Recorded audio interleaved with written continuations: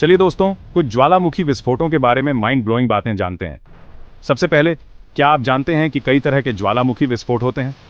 हमारे पास हवाईयन, स्ट्रोम्बोलियन, वल्केनियन, प्लिनियन और super volcanic विस्फोट भी होते हैं। हर टाइप की अपनी अलग खासियत होती है।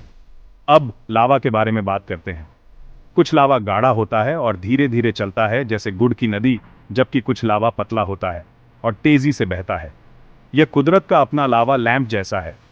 ज्वालामुखी गैसें भी एक दिलचस्प पहलू है।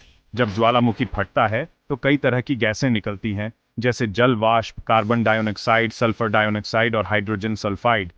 ये गैसें वायुमंडल में मिल सकती हैं और मौसम को अजीब तरीकों से प्रभावित कर सकती है। और फिर ज्वालामुखी राख है।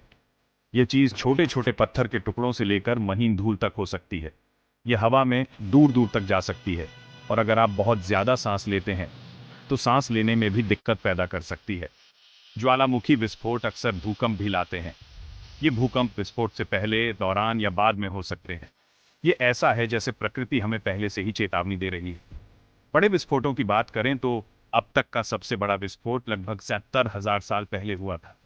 इसे टोबा विस्फोट कहा जाता है और यह इतना बड़ा था कि इसने दुनिया भर में सर्दी पैदा कर दी और मानव विकास पर इसका बड़ा प्रभाव पड़ा।